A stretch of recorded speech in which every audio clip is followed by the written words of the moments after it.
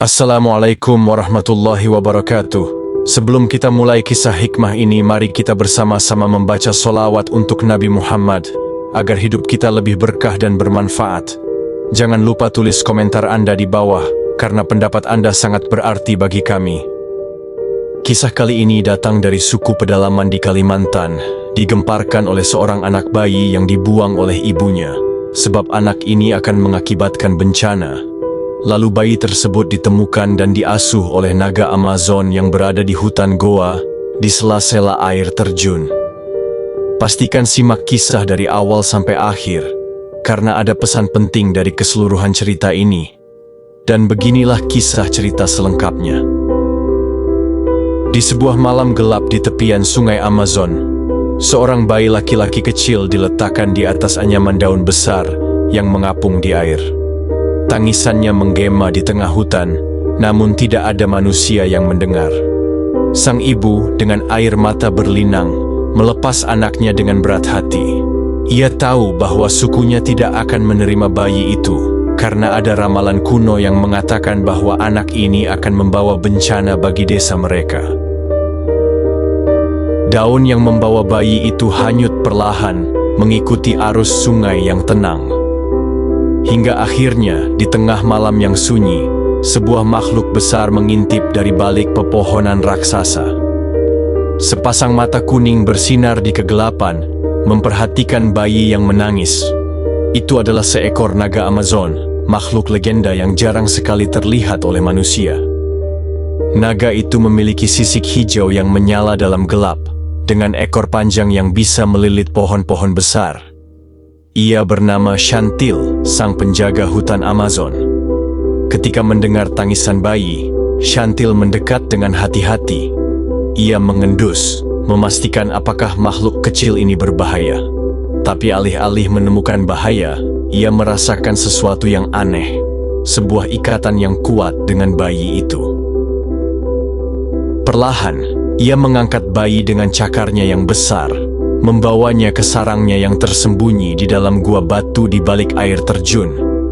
Gua itu hangat dan nyaman, dihiasi dengan lumut hijau dan air jernih yang mengalir dari celah-celah batu. Shantil membungkus bayi itu dengan ekornya untuk menghangatkannya, dan menatapnya dengan rasa ingin tahu. Bayi itu tidak menangis lagi. Ia tertidur dengan tenang dalam pelukan naga, seolah merasa aman. Shantil tahu bahwa ia baru saja membuat keputusan besar. Ia akan membesarkan bayi manusia ini sebagai anaknya sendiri. Bayi itu tumbuh dengan cepat, diberi nama Kyle oleh Shantil. Ia belajar berjalan di atas tanah yang lembab, bermain di antara akar pohon raksasa, dan berenang di sungai yang deras. Sejak kecil, Kyle memiliki kekuatan yang luar biasa dibandingkan manusia biasa. Ia bisa melompat lebih tinggi dari monyet-monyet hutan, berlari lebih cepat dari rusa liar, dan memahami bahasa semua makhluk di Amazon. Shantil mengajarinya cara bertahan hidup.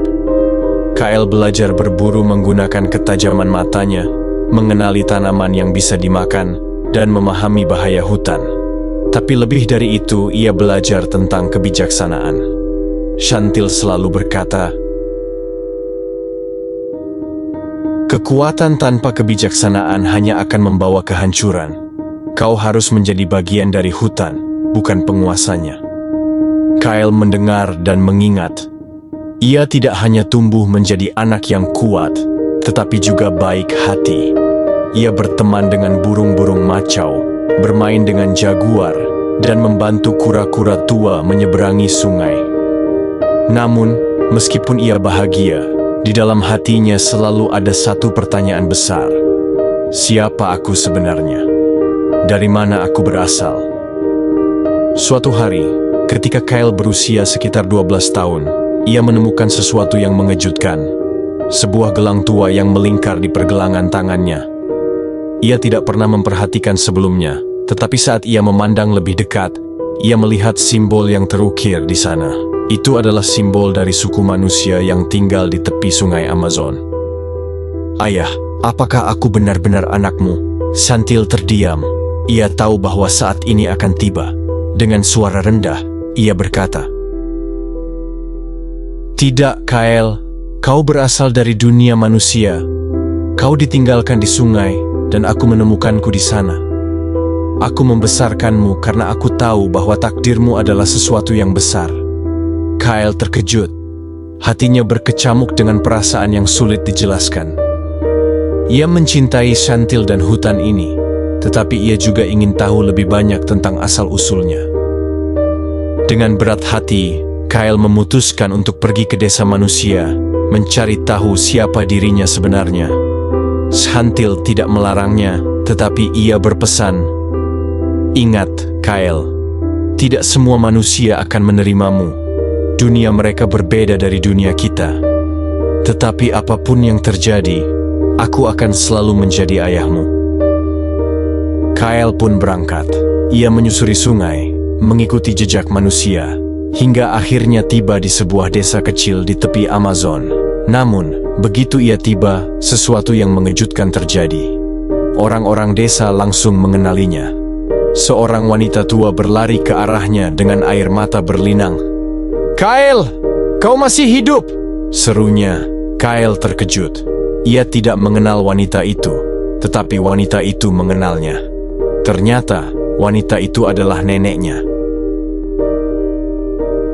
Ia menceritakan kebenaran yang mengejutkan. Kael adalah anak dari seorang kepala suku yang dulu dibuang karena ramalan buruk. Namun, sejak Kael menghilang, desa mereka justru mengalami bencana. Mereka mulai percaya bahwa membuang Kael adalah kesalahan besar. Kael merasa campur aduk. Ia telah menemukan asal-usulnya, tetapi hatinya tetap ada di hutan. Bahwa meskipun ia berasal dari dunia manusia, hatinya tetap milik Amazon. Ia tidak bisa meninggalkan Shantil, tidak bisa meninggalkan rumahnya yang sebenarnya. Akhirnya, ia berpamitan kepada neneknya dan kembali ke hutan. Saat ia tiba di gua, Shantil menyambutnya dengan hangat. "Kau telah menemukan jawabanmu?" tanya naga itu. Kael mengangguk. "Aku mungkin manusia, tetapi aku adalah anak hutan. Aku akan tetap tinggal di sini, menjaganya seperti kau telah menjagaku." Shantil tersenyum. Ia tahu bahwa Kael telah menemukan tempatnya di dunia. Sejak saat itu, Kael menjadi legenda di Amazon. Anak manusia yang dibesarkan naga, penjaga hutan yang bijaksana, dan pelindung alam liar. Kael telah memutuskan untuk kembali ke hutan, meninggalkan dunia manusia di belakangnya. Namun, setelah beberapa tahun hidup sebagai penjaga hutan, ia mulai merasakan sesuatu yang aneh. Rasa lapar yang tidak bisa ia puaskan dengan berburu. Rasa haus yang tidak bisa ia hilangkan dengan air sungai. Dan rasa gelisah yang tidak bisa dijelaskan. Ia ingin lebih, ia ingin memiliki. Kael mulai melihat dunia dengan cara yang berbeda. Hutan Amazon penuh dengan keajaiban, tetapi juga penuh dengan barang-barang yang bisa diambil. Madu dari sarang lebah raksasa, bulu macau yang berkilauan seperti permata, atau ikan langka yang hanya muncul sekali setahun. Pada awalnya, ia hanya mengambil apa yang ia butuhkan. Tetapi perlahan-lahan, ia mulai mengambil lebih dari itu. Ia menyelinap masuk ke desa manusia pada malam hari, mencuri makanan dari perapian mereka. Ia mengambil pisau tajam dari seorang pemburu yang lengah. Ia mencuri buah-buahan yang dipanen para petani di tepian sungai. Awalnya, ia merasa bersalah. Tapi setiap kali ia mencuri, ada sensasi aneh yang membuatnya ingin melakukannya lagi. Ia menjadi bayangan di malam hari, legenda yang menakutkan bagi para penduduk desa. Mereka mulai menyebutnya hantu Amazon, sosok misterius yang datang tanpa suara dan pergi tanpa jejak. Shantil, sang naga, mulai menyadari perubahan dalam diri Kael. "Kael, aku mencium bau manusia pada dirimu. Apa yang kau lakukan?" tanya Shantil suatu malam.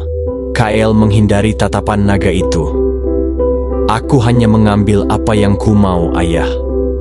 mereka tidak akan merindukan beberapa makanan atau barang kecil.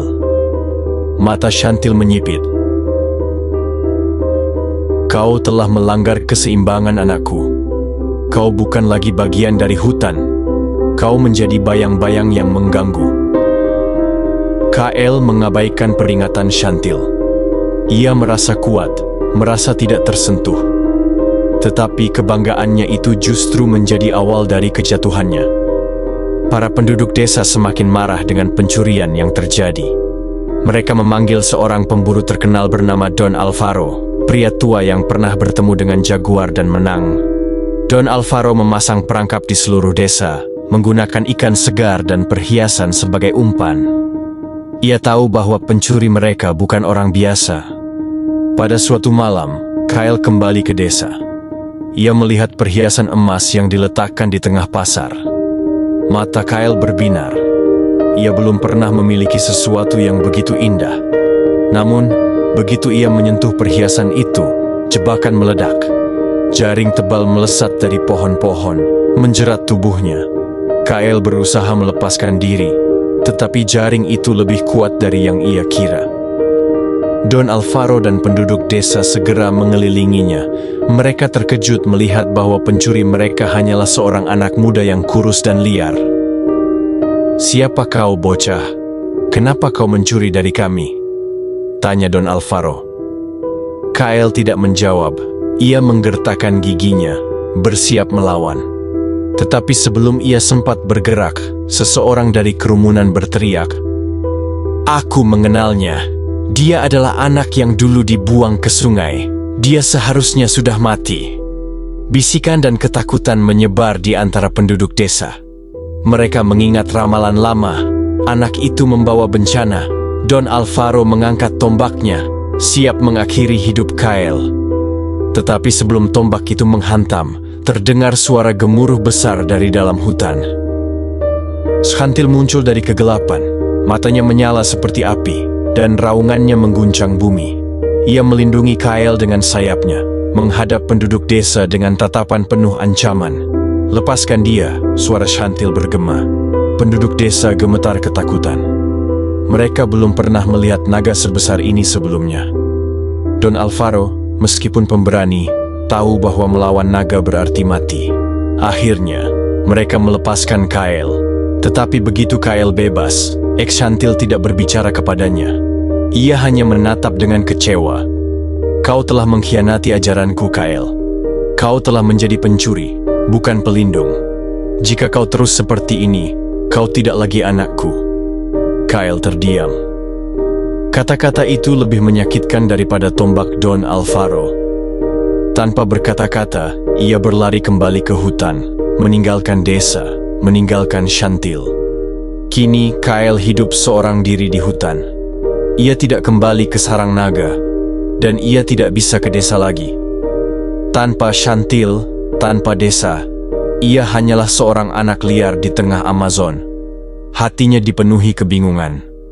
Ia tidak ingin kembali mencuri, tetapi ia tidak tahu bagaimana cara bertahan hidup tanpa itu.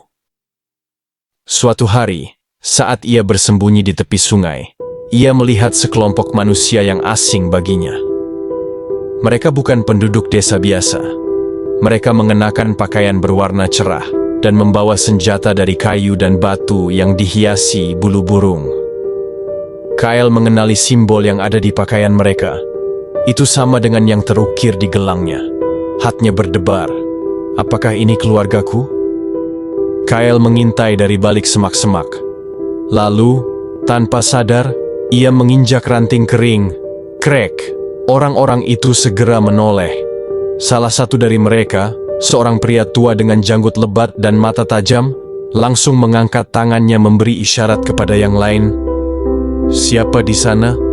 serunya dalam bahasa yang terasa akrab di telinga Kael. Kael ragu-ragu, tetapi kakinya melangkah maju dengan sendirinya. Ketika orang-orang itu melihat wajahnya yang penuh luka dan rambut panjangnya yang kusut, mereka saling berbisik. Lalu, seorang wanita berlari dari tengah kelompok itu. Wajahnya penuh air mata. "Kael! Kael! Anak kuah!" Kael terpaku. Wanita itu terlihat lebih tua, tetapi di matanya, Kyle melihat sesuatu yang tak pernah ia lihat sebelumnya. Cinta seorang ibu. Kyle, anak kuah. Kyle terpaku. Wanita itu terlihat lebih tua, tetapi di matanya, Kyle melihat sesuatu yang tak pernah ia lihat sebelumnya. Cinta seorang ibu. Ia mengenali suara itu. Itu adalah suara yang pernah berbisik di telinganya sebelum ia hanyut di sungai. Ibunya, wanita itu berlari dan langsung memeluknya erat, seolah takut kehilangan lagi. "Kami mengira kau telah mati," katanya sambil terisak. Pria tua itu, ayah Kyle, mendekat, matanya berkaca-kaca. "Kau kembali, anakku." Malam itu, mereka duduk di sekitar api unggun. Kyle mendengar cerita yang selama ini ia cari. Ia adalah putra kepala suku, tetapi ketika ia lahir, dukun suku meramalkan bahwa ia akan membawa bencana. Ketakutan dan tekanan dari masyarakat membuat orang tuanya harus memilih antara menyerahkan Kyle kepada nasib atau melihat seluruh desa hancur oleh ketakutan dan pemberontakan. Mereka memilih mengorbankan anak mereka, tetapi mereka tidak pernah berhenti menyesalinya. Selama bertahun-tahun, mereka mencari di sepanjang sungai, berharap suatu hari Kyle ditemukan oleh seseorang dan tetap hidup. Dan kini, keajaiban terjadi. Anak mereka kembali. Kyle merasa hatinya penuh dengan perasaan yang bercampur aduk. Ia mencintai Chantil dan hutan, tetapi ia juga merindukan kasih sayang orang tuanya. Namun, ada satu hal yang ia tahu pasti, ia tidak bisa kembali sendirian. "Aku butuh bantuan," katanya. "Aku harus menemui seseorang." Orang tuanya tidak bertanya banyak. Mereka mengikuti Kyle ke dalam hutan, melewati akar-akar pohon raksasa, hingga mereka tiba di tempat yang Kyle tinggalkan dulu. Gua di balik air terjun. Kyle memanggil, "Ayah Chantil." Suara gemuruh terdengar dari dalam gua. Tak lama kemudian, naga hijau raksasa itu muncul, matanya bersinar dalam kegelapan.